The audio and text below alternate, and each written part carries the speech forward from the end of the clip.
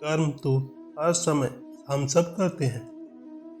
ऐसा कोई समय नहीं है जिसमें हम कर्म को किए बिना रह सकते हैं।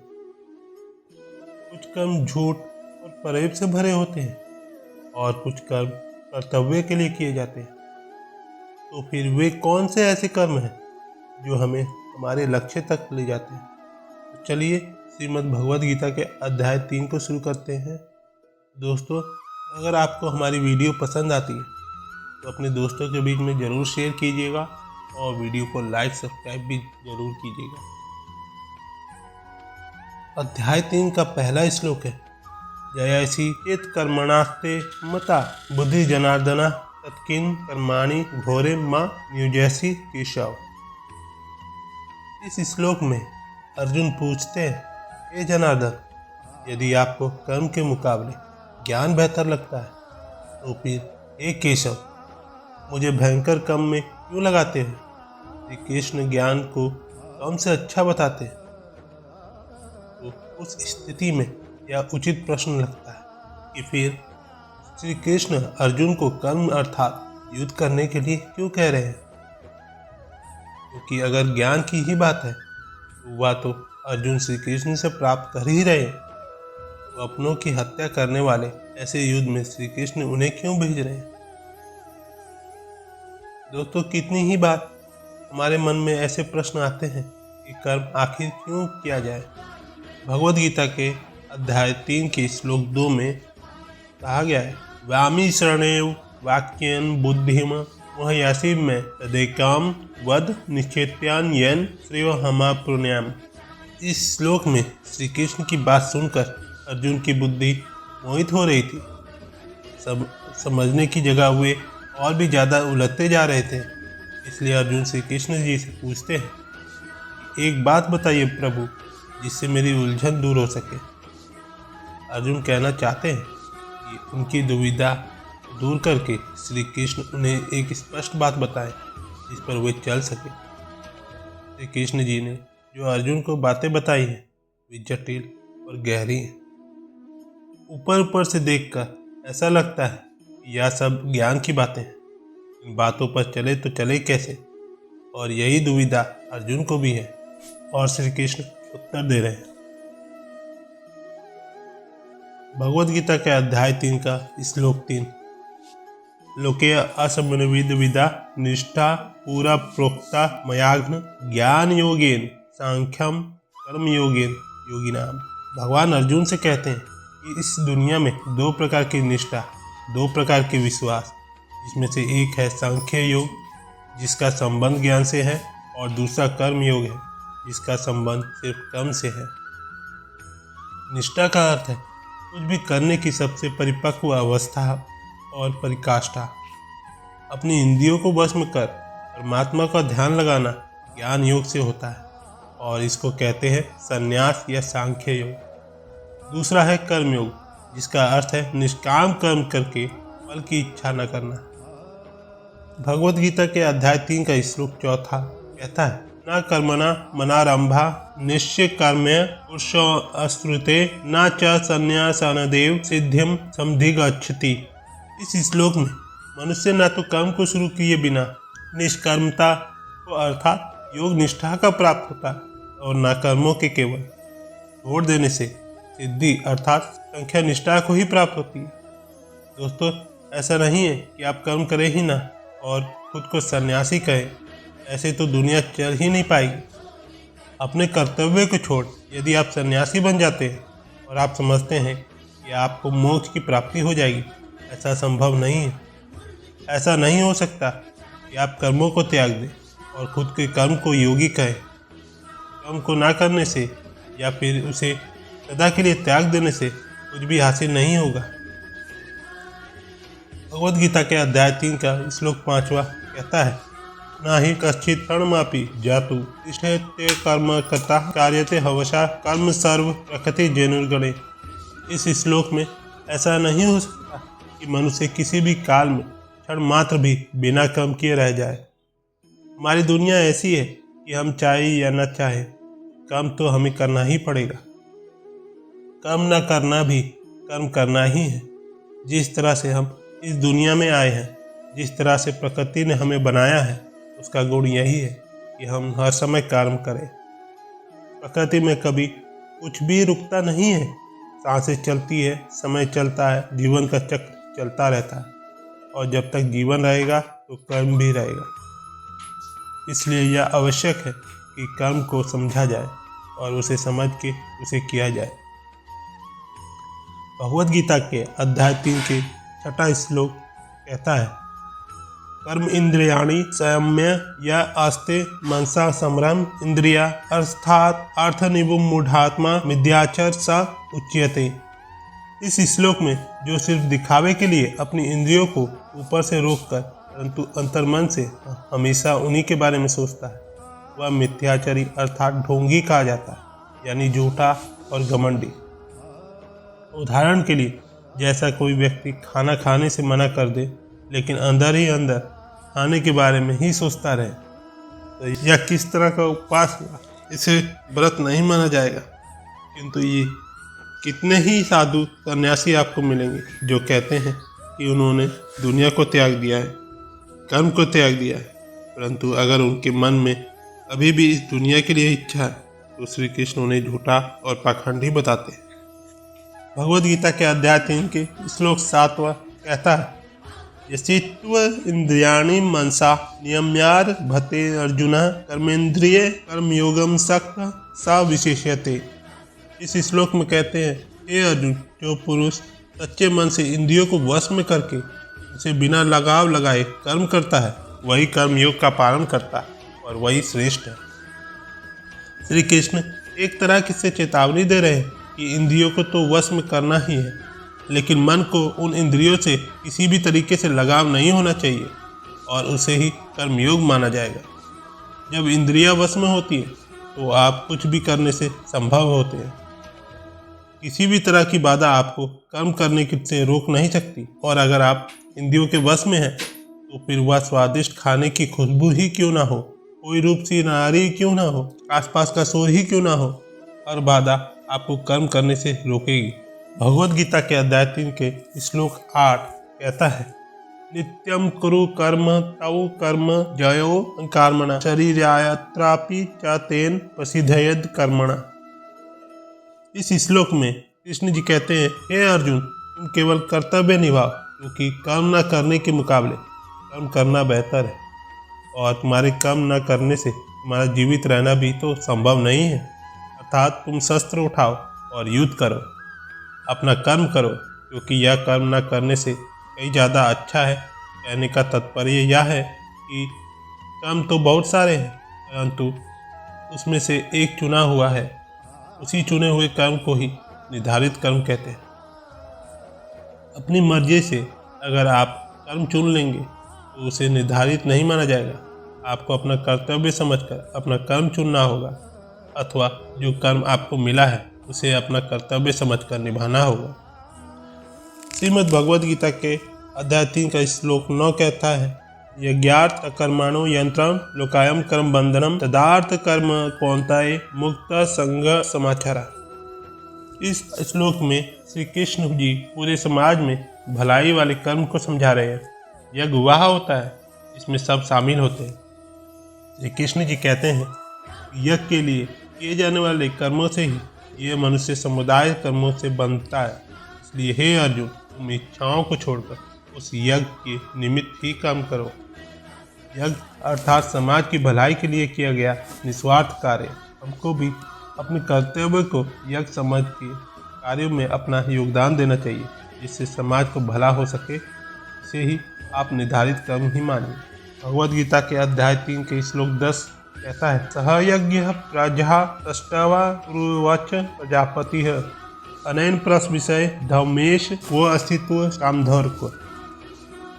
इस श्लोक में प्रजापति ब्रह्मा ने इस दुनिया की शुरुआत में यज्ञ को रचकर अपनी प्रजा से कहा कि तुम लोग इस यज्ञ द्वारा इस वृद्धि को प्राप्त हो, और यह यज्ञ उन लोगों को इच्छित भोग प्रदान करेगा। घरों में जो यज्ञ किए जाते हैं उन्हें एक धार्मिक कर्म कांड न समझकर उसका महत्व समझना चाहिए। यज्ञ हमारे संस्कारों का संगठित रूप है। संस्कार का अर्थ है कार्य करने का सबसे उत्तम तरीका। यज्ञ से हम हर विधि को या संस्कार को उचित तरीके से पूरा कर कर्म को शुरू करते हैं। यज्ञ एक तरीके से हमें राह दिखाता है। अगर आगे भी संस्कारों का पालन होगा तो हमारा ध्येय जरूर पूरा होगा। भगवद गीता के अध्याय 3 का 11वां श्लोक कहता है, देवान् भावयतेनेन ते देवा भावयन्तु भवा परस्परं भावयन्त श्रेयः परं वाप्स्यथ। इस श्लोक में ब्रह्मा जी कहते हैं कि यज्ञ से सब लोग को देवताओं को खुश करना चाहिए और वे देवता खुश होकर हम सबकी भलाई करेंगे। इस प्रकार निस्वार्थ भाव से एक दूसरे को उन्नत करते हुए तुम लोग परम कल्याण को प्राप्त हो जाओगे। यज्ञ देवताओं को खुश करने का तरीका है और उसके बदले में देवता आप सबको खुश रखते हैं, आपकी उन्नति करते हैं। इसलिए काम को शुरू या कोई शुभ कार्य करने से पहले ईश्वर का नाम लेने का विधान है। यही ईश्वर का नाम जब सही तरीकों या सही पद्धति के साथ किया जाता है तो उसे यज्ञ कहते हैं। यज्ञ को अपने और देवताओं के बीच का एक माध्यम मान लीजिए, जिससे दोनों के बीच संबंध बना रहता है। भगवद गीता के अध्याय 3 का 12वां श्लोक कहता है, इष्टान भोगान ही वो देवा दस्यन्ते यज्ञ भाविता तदेर तानन प्रदायम्भ्यो यो भोक्ते तेन एवं सह। इस श्लोक में यज्ञ करके जब आप देवताओं को पूजा करते हैं वे आपको बिना मांगे ही आपकी सभी इच्छाओं को पूरा कर देते हैं। लेकिन जो यज्ञ नहीं करता और उस यज्ञ से देवताओं को प्रणाम नहीं करता लेकिन फिर भी अपनी इच्छाओं को पूर्ण करना चाहता है, उन्हें चोर समझना चाहिए। कुछ करने से कुछ मिलता है और कुछ देने से कुछ मिलता है। बिना अर्घ चढ़ाए या बिना पूजा किए अगर कोई चाहता है कि उसकी इच्छा पूरी हो जाए, बिना कोई काम किए अगर कोई सोचे कि उसका काम बन जाए, तो इसे बेईमानी या चोरी ही तो कहा जाएगा। भगवद गीता के अध्याय 3 के श्लोक 13 में कहा गया है, यज्ञ शिष्टाशीनः संतो मुच्यते सर्व किल्बिषे भुज्यते ते त्वघ्रम पापा ते पचन्त्यात्मकराणता। इस श्लोक में यज्ञ से बचे हुए अन्न को खाने वाले श्रेष्ठ पुरुष सब पापों से मुक्त हो जाते हैं, और जो पापी लोग अपना शरीर पोषण करने के लिए ही अन्न पकाते हैं वे तो पाप को ही खाते हैं। हमें क्या सिर्फ खाना खाकर जिंदा रहने और फिर मृत्यु को प्राप्त हो जाने के लिए ही पैदा होते हैं।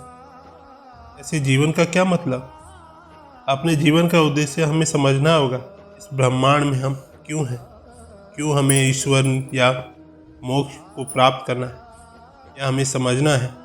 और वह समझने के लिए ही यज्ञ जैसे अनुष्ठान किए जाते। जो लोग यज्ञ और ईश्वर को याद किए बिना सिर्फ अपने जिंदा रहने में लगे रहते हैं, उन्हें चोर समझना चाहिए। श्रीमद् भगवद गीता के अध्याय 3 के श्लोक 14 और 15 में कहा गया है, अनाबदवंती भूतानि प्रजन्य धन संभवा यज्ञ भवति प्रजन्यो यज्ञ कर्म समुभद्वा कर्म ब्रह्मोभद्वम विद्धि ब्रह्मक्षर समुभद्वम तस्मात् सर्वगतम ब्रह्म नित्यम यज्ञ प्रतिष्ठितम। इस श्लोक में कहा गया है, अगर अन्न खत्म हो जाए तो सब खत्म हो जाएंगे।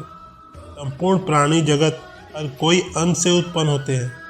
अन्न की उत्पत्ति वर्षा से होती है और वर्षा यज्ञ से होती है और यज्ञ कर्मों से होते हैं और कर्मों की उत्पत्ति वेदों से होती है।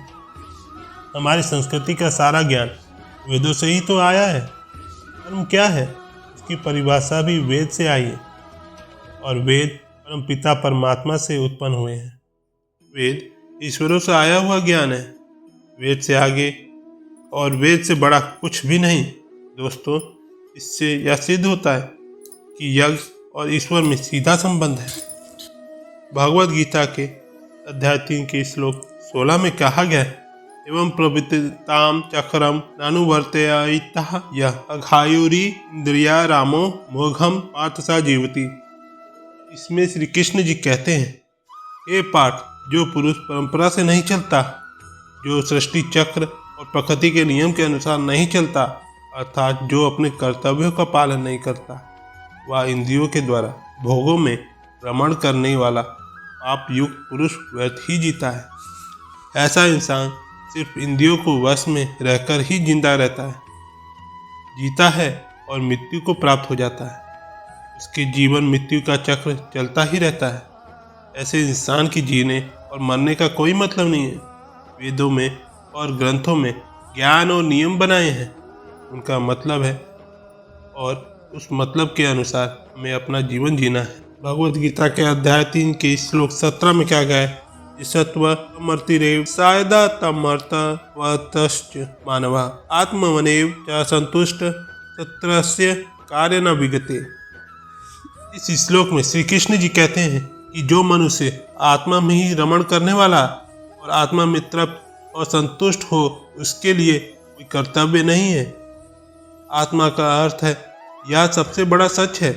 जो सत्य को समझता है, सत्य में ही खुश होकर ही रहता है, उसके लिए कोई कर्तव्य नहीं है। जिसको ज्ञान प्राप्त हो चुका है, जो जीवन की सच्चाई जान चुका है, सिर्फ वो ही ऐसा है जिसके लिए कर्तव्य का कोई मतलब नहीं है। लेकिन ऐसा कोई लाखों करोड़ों में एक होता है। बाकी हम सब के लिए एक कर्तव्य ही सब कुछ है। श्रीमद् भगवद गीता के अध्याय 3 के श्लोक 18 में कहा गया है, नैव तस्य कर्तेनार्थो न कर्तेनः कश्चन न चास्य सर्वभूतेषु काशीचदार्थ व्याप्रस्य। इस श्लोक में संजय श्री कृष्ण के ज्ञान को में आगे बता रहे हैं कि ऐसे महापुरुष जो आत्मा को और सत्य को जान चुके हैं, उनके लिए कर्म करने का कोई प्रयोजन रहता ही नहीं है। ऐसे महापुरुष कर्म के बंधन से छूट चुके हैं, क्योंकि ये ज्ञानी इस दुनिया और ईश्वर को समझ चुके हैं। इनका स्वार्थ से कोई मतलब नहीं रहता। इसलिए यह महापुरुष हमारे जैसे लोगों के लिए बिल्कुल अलग है। इन पर वे नियम लागू नहीं होते जो हमारे जैसे दुनियादारी में लगे हुए लोगों में लागू होते हैं। दोस्तों, इसे कुछ ऐसे समझिए कि जैसे ईश्वर मिल गया हो, उसे फिर और क्या चाहिए? वो फिर कोई और कर्म क्यों करे? भगवद गीता के अध्याय 3 के श्लोक 19 में कहा गया है, तस्मादसक्तः सततं कार्य कर्म समाचार असक्तो हमचारण कर्म प्राप्ति पुरुषः। इस श्लोक में श्री कृष्ण जी कहते हैं, हे अर्जुन, इसलिए तुम अपनी आसक्ति और अपनी इच्छा को छोड़कर हमेशा अपने कर्तव्य कर्म को ठीक तरीके से करते रहो। अपनी कामनाओं को छोड़कर सिर्फ और सिर्फ अपने कर्तव्य को पूरा करने में लग जाओ, क्योंकि आसक्ति से या लगाव से छूटकर जो भी अपना कर्म करता है, वह मनुष्य परमात्मा को प्राप्त होता है। कर्तव्य की राह आसान नहीं होती है। इतनी ही बात हम सबको लगता है कि सब कुछ छोड़कर आराम करें, देर तक सोए या परिश्रम ना करें, लेकिन उससे कभी भी कुछ भी हासिल नहीं होता। ऐसा श्री कृष्ण समझा रहे हैं। श्रीमद् भगवद गीता के अध्याय 3 का श्लोक 20 कहता है, कर्मण्येव हि संसिद्धि मा स्थिता जनकाद्य लोक संग्रह में वापी संपश्य न कुंतुर्मर्हसि। इस श्लोक में बहुत से ऐसे लोग हैं जो कर्म करते ही कर्म सिद्धि को प्राप्त हुए थे। बहुत से ज्ञानी महापुरुष तो ऐसे होते हैं जो आत्मा की सच्चाई को पहचान जाते हैं। लेकिन बाकी लोगों के लिए अगर उन्हें जीवन में कुछ करना है तो सिर्फ कर्म ही एक रास्ता है। अगर आप चाहते हैं कि आपके कर्म का कोई मतलब हो, जन्म लेना, जिंदा रहना और फिर मृत्यु को प्राप्त हो जाना, इस विकार जीवन से बचकर अगर आप कुछ करना चाहते हैं तो आसक्ति से या लगाव से बचकर हमें अपना कर्म करना चाहिए और अपने कर्म कर्तव्य को पूरा करना चाहिए। श्रीमद् भगवद गीता के अध्याय 3 के 21वां श्लोक कहता है, यदा कर्ति श्रेष्ठ तत् देवित्रो जना स यत् प्रमाणम कुरुते लोकस्तदनुवर्तते। इस श्लोक में श्रेष्ठ पुरुष हमेशा आगे चलता है और बाकी लोग उसके पीछे पीछे चलते हैं। इसलिए आपको यह फैसला करना है कि आप आगे चलने वाले हैं या पीछे। श्री कृष्ण जी कहते हैं कि श्रेष्ठ पुरुष जो जो आचरण करता है, अन्य पुरुष भी वैसा वैसा ही आचरण करते हैं। वे जो कुछ प्रमाण कर देता है, समस्त मनुष्य समुदाय उसी के अनुसार बरतने लग जाता है। कहने का यह अर्थ है कि जो हमारे आदर्श होते हैं, हम उन्हीं का अनुसरण करते हैं। किसी भी क्षेत्र में ऐसे लोग होते हैं जो हमें सर्वश्रेष्ठ होते हैं और पूरी दुनिया उन्हीं के जैसा करने की कोशिश करती रहती है। आदर्श एक होता है और उनके अनुसरण करने वाले बहुत सारे होते हैं। भागवत गीता के अध्याय 3 के श्लोक 22 में कहा गया है, न मैं पार्थस्ति कर्तव्यम त्रिषु लोकेषु किंचनम नानुवाप्तम वाप्तव्यम वर्तः एवं च कर्माणि। इस श्लोक में श्री कृष्ण जी कहते हैं, हे अर्जुन, मेरा इन तीनों लोक में कुछ भी कर्तव्य नहीं है और ना ही ऐसी कोई वस्तु है जिसे मैं प्राप्त नहीं कर सकता, तो भी मैं कर्म में ही बरतता हूँ। दोस्तों, श्री कृष्ण जी से बड़ा कौन आदर्श हो सकता है, लेकिन वे भी कर्म करते हैं। वे भी कर्म करते हुए अपने कर्तव्यों का निर्वाह करते हैं।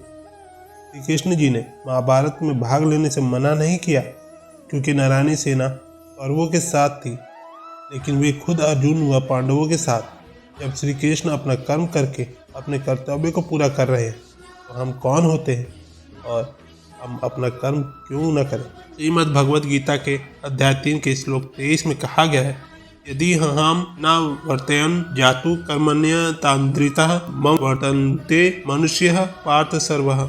इस श्लोक में श्री कृष्ण जी कहते हैं, हे पार्थ, अगर मैं कर्मों को करने में सावधानी न बरतूं तो बड़ा अनर्थ हो जाएगा। और श्री कृष्ण का अनुसरण कहता है, और अगर आदर्श या भगवान ही कुछ नहीं करेंगे तो मनुष्य तो सब कुछ करना ही छोड़ देगा। जो सबसे बड़ा होता है और सर्वश्रेष्ठ होता है, सब उनका अनुसरण करते हैं।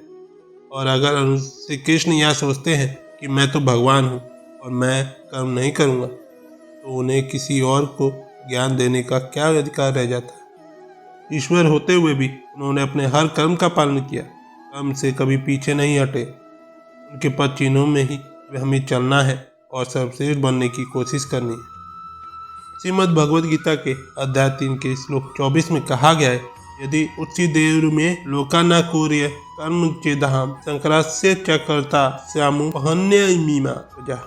इस श्लोक में श्री कृष्ण जी बताते हैं, यदि मैं कर्म ना करूं तो ये सब मनुष्य नष्ट भ्रष्ट हो जाएंगे और मैं शंकरता को करने वाला होऊंगा तथा मेरी वजह से सारी प्रजा नष्ट हो जाएगी।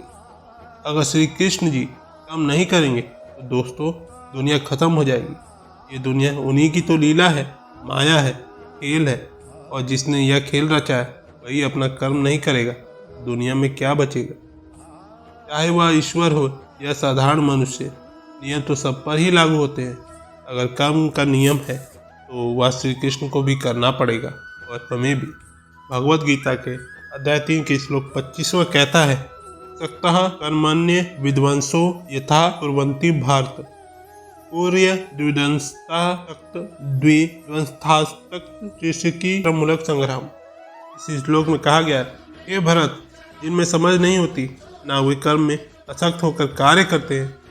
विद्वान और समझदारों के बिना लगाव के कार्य करना चाहिए। और क्या यज्ञ करने से हम अज्ञानी हो जाते हैं? कर्म को सही विधि से करने से क्या हम ज्ञानी हो जाते हैं? नहीं, ऐसा नहीं है। हमें कर्म करना, उसमें आसक्ति या लगाव नहीं करना है। ऐसा करना आसान नहीं है। अगर ऐसा कोई ज्ञानी जिसका कर्मों से कोई लेना देना नहीं है, जैसे कि कोई साधु या संत जिसका कि किसी कर्म से आसक्ति नहीं, तो ऐसे लोगों को समाज सेवा में लग जाना चाहिए। या उनके लिए कहा गया है जो सोचते हैं कि दुनिया को छोड़कर सन्यासी बनने से उन्हें भगवान की प्राप्ति हो जाएगी। भगवद गीता के अध्याय 3 के श्लोक 26 में कहा गया है, न बुद्धि भेदम जनाय ज्ञानम कर्म संगिनाम जो शिष्य सर्वकर्माणि विद्वंतुक्ता समाचरण। इस श्लोक में श्री कृष्ण जी कहते हैं, जो ज्ञानी है और जिन्हें ईश्वर की सच्चाई ज्ञात हो गई है, उनकी यह जिम्मेदारी बन जाती है कि उनके कार्य करने के तरीके से किसी दूसरे के मन में कर्म को लेकर अश्रद्धा, अपमान या सब पैदा ना हो जाए। आप किसी ज्ञानी को देख यह सोच सकते हैं कि वे कुछ करते ही नहीं, तो मैं भी ना करूं। इसलिए ये उन महापुरुषों और ज्ञानियों के लिए जरूरी है कि वे ऐसे उदाहरण सामने रखें जिससे हर कोई अपना कर्म और अपना कर्तव्य करने के लिए प्रेरित हो। दोस्तों, यदि किसी साधु को देखकर सब लोग अपना परिवार छोड़ सन्यासी बन जाएंगे तो दुनिया नहीं चल पाएगी। भगवद गीता के अध्याय 3 के श्लोक 27 कहता है, प्रकृते क्रियमाणानि गुणे कर्माणि सर्वशः अहंकार विमूढ़ा आत्मा कर्ता है मिति मान्यते। इस श्लोक में हर व्यक्ति की अपनी एक प्रकृति होती है और अपनी उस प्रकृति के अनुसार ही वह कर्म करता है और हर कर्म उस प्रकृति के गुण के हिसाब से ही होता है। जिसके अंदर घमंड भरा होता है वह यह सोचता है कि मैं ही करता हूँ, अर्थात करने वाला मैं ही हूँ, और ऐसा सोचने वाले को अज्ञानी कहा गया है। आप जो भी कार्य करते हैं उस कार्य को करवाने वाली आपकी प्रकृति होती है और उसके गुण होते हैं। कितनी ही बार ऐसा होता होगा कि गुस्से में आप कुछ ऐसा कर जाते हैं जो आप नहीं करना चाहते थे, वो आपका क्रोध आपसे करवा देता है। सोचिए और समझने की कोशिश करिए कि आपकी प्रकृति क्या है। भगवद गीता के अध्याय 3 श्लोक 28 तत्वविदु महाभाव गुण कर्म विभाग्यो गुणा गुणेषु वर्तनन् इति मत्वा न सज्जते। इस श्लोक में यहाँ पर श्री कृष्ण ने बहुत ही गहरी बात कही है। सात्विक, राजसिक और तामसिक 3 तरह की प्रवृत्तियाँ होती हैं। फिर उनके गुण विभाग और कर्म विभाग होते हैं।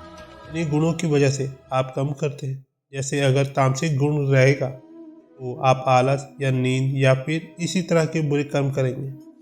राजसिक गुण वाला हर बात की में बहादुरी और शौर्य दिखाएगा, और जो ज्ञानी होते हैं वे जानते हैं कि यही गुण उनसे कर्म करवा रहे हैं। और हम जैसे ज़्यादातर लोग जो ज्ञानी नहीं होते वे समझते हैं कि सब कुछ वे ही कर रहे हैं। भगवद गीता के अध्याय 3 श्लोक 29 कहता है, कतेर गुण सम्मूढ़ा सज्जन्ते गुण कर्मसु तान प्रतसन विदो मंदान कर तसन बिना विचलयते। इस श्लोक में कर्म में लगे हुए ज्ञानियों को यह जानना चाहिए कि गुण ही उनसे कर्म करवाते हैं, वे खुद कुछ भी नहीं करते। और ज्ञानी जब इस बात को समझ ले तो ये उनकी जिम्मेदारी होती है कि वे अज्ञानियों को समझाए कि कर्म ही उनका धर्म है। इस श्लोक में कर्म में लगे हुए ज्ञानियों को ये जानना चाहिए कि गुण ही उनसे कर्म करवाते हैं, वे खुद कुछ भी नहीं करते। और ज्ञानी जब इस बात को समझ ले तो ये उनकी जिम्मेदारी होती है कि वे अज्ञानियों को समझाए कि कर्म ही उनका धर्म है। ज्ञानी अर्थात कि पहुँचे हुए लोग, ये लोग जान जाते हैं कि उनके अंदर के गुण आते जाते रहते हैं और बदलते रहते हैं, और इन्हीं के अनुसार उनके कर्म भी बदलते रहते हैं। इसलिए वे उन कर्मों को करने वाला खुद को भी नहीं मानते, वे बस कार्य करते हैं और बाकी सब ईश्वर को सौंप देते हैं। और हमें भी कार्य करके बाकी सब ईश्वर को छोड़ देना चाहिए। भगवद गीता के अध्याय 3 के श्लोक 30 में कहा गया है, मयि सर्वाणि कर्माणि सनस्य आध्यात्म चेतसा निराशी निर्ममो भूत्वा योद्धास्व विगत ज्वरः। इस श्लोक में श्री कृष्ण जी अर्जुन से कहते हैं कि तुम मुझे अंतर्यामी परमात्मा में अपने सारे कर्मों को अर्पण कर दो, आशा को छोड़ो, ममता को छोड़ो और दुख को दूर करके युद्ध करो। दोस्तों, अपने सारे कर्मों को हमें भगवान को सौंप देना चाहिए। कोई आशा नहीं, कोई ममता नहीं और कोई दुख नहीं, कुछ भी भाव नहीं होना चाहिए। तुम जाओ और बस युद्ध करो, इसी को आप सफलता का सार मान लीजिए। भगवद गीता के अध्याय 3 के श्लोक 31 में कहा गया है, ये मैं मतमिदाम नित्य मनुतिष्ठान्ति मानवः सदावन्तो अनश्यन्तो मुच्यन्ते यापि कर्म भी। इस श्लोक में जीवन का लक्ष्य मोक्ष प्राप्त करना है। जीवन और मृत्यु के चक्कर से बचना, निष्काम कर्म का अगला कदम वही होगा। श्री कृष्ण जी यही कहते हैं कि जो मनुष्य दोष दृष्टि से रहित और श्रद्धा युक्त होकर मेरे इस मत का सदा ही अनुसरण करेगा, वह सारे कर्मों के बंधन से छूट जाएगा। जो भी कोई सुख दुख और मोह माया को छोड़ अपने कर्म को मुझ में अर्पण करता है और कर्म को सच्चे मन से करता है और कर्म के सारे बंधनों से छूट जाता है। और कर्म के बंधन से छूटने का अर्थ है जन्म और मृत्यु के चक्कर से बचना। श्रीमद् भगवद गीता का अध्याय 3 के 32वां श्लोक कहता है, ये त्वेदम्भय त्वयन्तो नानुतिष्ठन्ति मे मातम सर्वज्ञान विमूढ़ा अस्तान विधिद अस्तनार विधि नष्टान चेतस्य। इस श्लोक में श्री कृष्ण जी कहते हैं कि कई लोग घमंड करके खुद को बहुत बड़ा समझते हैं। उन्हें लगता है कि वही सब करते हैं, सब कुछ वही करते हैं। उन्हें नहीं लगता कि उन्हें अपना कर्म भगवान को अर्पण करना चाहिए। ऐसे लोग अपने झूठ ज्ञान में ही मस्त रहते हैं। श्री कृष्ण उन्हें मूर्ख बताते हुए उनसे दूर रहने की सलाह दे रहे हैं। आपको अपने चारों तरफ कई सारे घमंडी दिख जाएंगे जिन्हें लगता है कि वे कुछ गलत नहीं कर रहे। अपने धन और घमंड के अहंकार में वे किसी की बात सुनने तक तैयार नहीं होते। हम आपसे यह कहना चाहेंगे कि आप उन्हें मूर्ख समझकर उनसे दूर ही रहिए। श्रीमद् भगवद गीता के अध्याय 3 का श्लोक 33वां कहता है, सदांश चेष्टते सर्वस्य प्रकृते ज्ञानर वानपि प्रकृतिम यन्ति भूतानि निग्रह की करिष्यति। इस श्लोक में सभी प्राणी प्रकृति को प्राप्त होते हैं, अर्थात अपने स्वभाव से मजबूर होकर कर्म करते हैं। ज्ञानवान भी अपनी प्रकृति के अनुसार कोशिश करता है, फिर इसमें किसी का हट क्या करेगा। श्री कृष्ण जी हमें यह समझा रहे हैं कि हर प्राणी का अपना एक स्वभाव होता है, तभी उसी के चलते कार्य करते हैं। जो ज्ञानी हैं, जो सब कुछ जानते हैं, उनसे भी कार्य उनकी प्रवृत्ति ही कराती है। इसमें किसी का हट और जिद कुछ भी नहीं कर पाएगी। अगर आप कोशिश करेंगे या कि किसी से उसकी प्रवृत्ति के विरुद्ध काम करवाएंगे, तो आप सिर्फ अपना समय ही व्यर्थ करेंगे। भगवत गीता के अध्याय 3 श्लोक 34 में कहा गया है, इंद्रियस्य इंद्रियस्यार्थे राग द्वेषो व्यवस्थितो योर्न वाशमगच्छते हास्य परिपंथिनो। इस श्लोक में इंद्रियों में ही प्यार और क्रोध द्वेष छुपा है। मनुष्य को इन दोनों के वश में नहीं होना चाहिए, क्योंकि ये दोनों ही इसके कल्याण मार्ग से विघ्न करने वाले महान शत्रु हैं। अर्थात इंद्रियों में ही हर तरह का भाव छुपा होता है, अच्छा भाव भी और बुरा भाव भी। अच्छे और बुरे दोनों भावों में हमें नहीं फंसना चाहिए, क्योंकि इसी फंसने से ही हमारे मोह की शुरुआत होती है और फिर इन इंद्रियों के चक्कर में हम फंसते हुए चले जाते हैं और कभी भी निकल नहीं पाते। जैसे काम, क्रोध, लोभ और मोह को हमें अपना शत्रु मानना चाहिए। श्रीमद् भगवद गीता के अध्याय 3 श्लोक 35 में कहा गया है, श्रेयानस्व धर्मो विगुण और धर्म स्वनिष्ठताता सर्वधर्मे निधानम श्रेय परम धर्मो भयवाह। इस श्लोक में श्री कृष्ण जी कहते हैं, अच्छी प्रकार आचरण में लाए हुए दूसरों के धर्म से गुण रहित ही भी अपना धर्म अति उत्तम है। अपने धर्म में तो मरना भी कल्याणकारक है और दूसरे का धर्म भय को देने वाला है। हर किसी को अपना कर्तव्य, अपना कर्म और अपना धर्म ही करना चाहिए। श्री कृष्ण जी कहते हैं, यदि अपने धर्म के लिए मरना भी पड़े तो भी अच्छा है, लेकिन किसी दूसरे धर्म को स्वीकार नहीं करना चाहिए। कोई बेहद कमजोर ही जिसे खुद पर विश्वास ना हो, दूसरे के धर्म को अपनाता है। जिसमें थोड़ा सा भी आत्मसम्मान होता है, वह कभी किसी दूसरे धर्म को नहीं अपनाता। श्रीमद् भगवद गीता के अध्याय 3 की श्लोक 36 में कहा गया, अतकेन युक्त्या अयम पापम चरति पुरुषः अनिच्छानापि वैष्णव बलादेव नियोजति। इस श्लोक में अर्जुन कहते हैं कि हे कृष्ण, तो फिर ये मनुष्य खुद ना चाहते हुए भी जबरदस्ती किस बात से प्रेरित होकर पाप का काम करता है। दोस्तों, यहाँ पर अर्जुन एक अच्छा सवाल श्री कृष्ण जी से पूछते हैं कि क्यों मनुष्य श्री कृष्ण जी के बताए रास्ते के अनुसार नहीं चल पाता, क्यों वह पाप के रास्ते पर चल जाता है। ऐसा क्या हो जाता है लोगों के साथ कि वे पाप के रास्ते में चले जाते हैं, चाहे वो इस बात को जानते हो या नहीं जानते हो। वह क्या चीज़ जो उन्हें विवश करती है। पाप के लिए उनका मन और बुद्धि किस बात का द्वेष है। भगवद गीता के अध्याय 3 के 33 श्लोक में कहा गया है, काम एष क्रोध एष रजोगुण समूहबद्वा महाशासनु महापापमा विध्यम नमिह वैरिणाम। इस श्लोक में श्री भगवान कहते हैं कि रजोगुण से उत्पन्न होता है काम, और काम से निकलता है क्रोध अर्थात गुस्सा। काम या क्रोध कभी रुकता नहीं है, अर्जुन बस बढ़ता ही रहता है। इसको अपने सबसे बड़ा शत्रु मानना चाहिए। श्री कृष्ण जी बताते हैं कि पापी आखिर पाप किस कारण करता है। किसी के पाप करने की वजह क्या होती है? वजह है रजोगुण। इसी के कारण काम, क्रोध, राग, द्वेष जैसे भाव उत्पन्न होते हैं, जो कि पाप की वजह होते हैं। इंद्रिय द्वेष को श्री कृष्ण शत्रु बताते हैं। इन्हीं भावों के मन में आते ही आपको समझ जाना चाहिए कि आप पर शत्रु हावी हो रहा है और आपको उसे रोकने की जरूरत है। भगवद गीता के अध्याय 3 और श्लोक 38 में कहा गया है, धूमेना व्रियते वही अर्थादर्शो मलेन च यथोल बेनवर्तो गर्भस्थथा तनेदम वार्तरम। इस श्लोक में जिस प्रकार धुएं से आग और धूल से दर्पण ढका जाता है, जिस प्रकार जेर से गर्भ ढका रहता है, वैसे ही इस काम द्वारा हमारा यह ज्ञान ढका रहता है।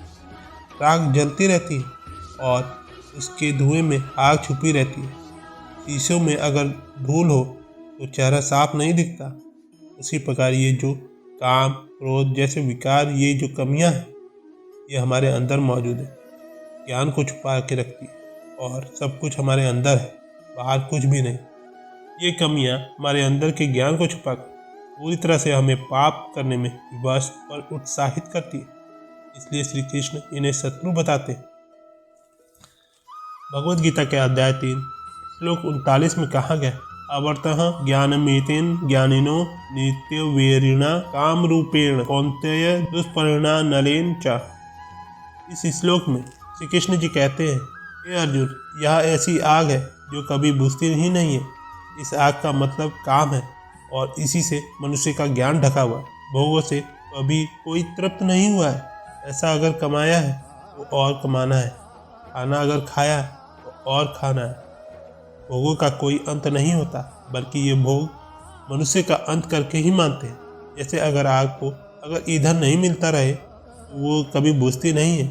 जब इन भोगों को आप बढ़ाते हैं तो आप ईंधन ही डाल रहे हैं। काम, क्रोध, मद और लोभ, इन सब का नियंत्रण में रखना इस आग को बुझाने का एक रास्ता है। भगवद गीता के अध्याय 3 के श्लोक 40वां कहता है, इंद्रियाणि मनो बुद्धि रस अधिष्ठान मच्यते एतित्व मूर्तेश ज्ञानम वर्ते देहिनाम। इस श्लोक में श्री कृष्ण जी अर्जुन को समझा रहे हैं कि इंद्रियां, मन और बुद्धि, ये सब इसके घर कहे जाते हैं। ये काम, मन, बुद्धि और इंद्रियों द्वारा ही ज्ञान को ढक के जीवात्मा को मोहित करता है। काम, क्रोध जैसे विकार कमियां इंद्रियों, मन और बुद्धि में रहते हैं और इनके घर है जहाँ इनका निवास होता है। घर में रहकर ये कमियां घर के मालिक को मोहित कर उसे ही खत्म करने की कोशिश करती हैं। कुछ अच्छा देख मन में लालच होता है और काम पूरा ना होने पर क्रोध आता है। इसी तरह से ये कमियां हमारे दिमाग का नियंत्रण करना शुरू कर देती और हम हमेशा इनके वश में रहते हैं। तस्मात् त्वमि इंद्रियानद्यो नियम्य भरतर्षभा पापमानम प्रजहि होनम ज्ञान विज्ञाननाशनम। इस श्लोक में, हे अर्जुन, तुम पहले इंद्रियों को संयमित करो, इस ज्ञान और ज्ञान को नाश करने वाली महापापी काम करो, कुछ भी करके बलपूर्वक मार दो।